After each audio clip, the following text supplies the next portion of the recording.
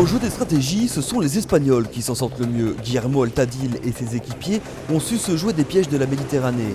Au petit matin, les Espagnols ont ravi la tête de flotte à Quito de Pavan pour quelques 20 petits milles. Englués dans 8 nœuds de vent et retombés à la 3e place, la vache qui rit ne rigole plus. Et déjà hier soir, tout juste sortis d'une zone de vent faible, au sud de la Sicile, les Ibériques avaient Foncia dans leur ligne de mire. Des choix tactiques marqués et payants pour Guillermo Altadil qui vient bel et bien de lancer les hostilités. Notre stratégie était rester à ce qu'il passe avec elle et après on a pris la décision de empanner avant de Foncia et on a empanné 2 fois avec les chiffres de Lewin. Et pour situer nous un peu plus au ouest de Foncia, pour avoir un peu plus de pression. La pression c'est un peu plus côté de la côte de Tunis maintenant. Ça veut dire maintenant nous sommes le vaisseau plus au nord-ouest.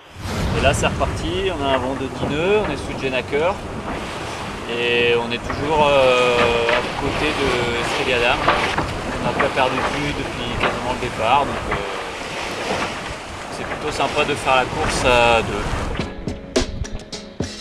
Tout juste sortis d'une zone sans vent, 1876, Foncia et Groupe Bell se tiennent donc tous les 3 en 20 milles.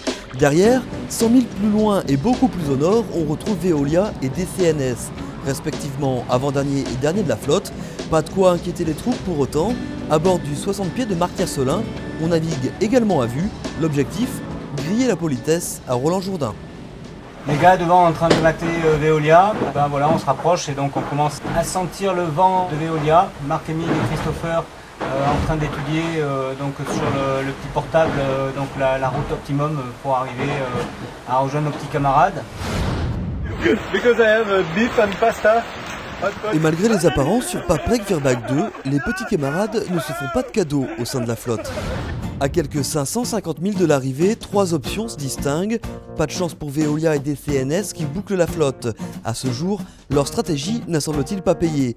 Mais bien malin, celui qui pourra annoncer le futur vainqueur à Nice. Ce qui est intéressant, c'est qu'au moins on n'est pas pile dans l'axe des autres derrière, donc ça nous laisse encore un petit peu de jeu, mais on va dire qu'avec les caprices méditerranéens, on exploite au maximum ce qu'on trouve et on fait jouer un peu les boules de cristal aussi parce que les modèles météo sont pas complètement exacts, quoi.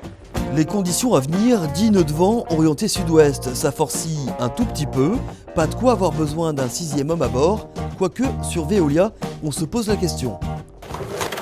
On a un copain pour grinder. Il est un peu feignant. Il est un peu feignant, il veut rien entendre. Les premiers concurrents sont attendus dans la baie des Anges et sous les étoiles dans la nuit de samedi à dimanche.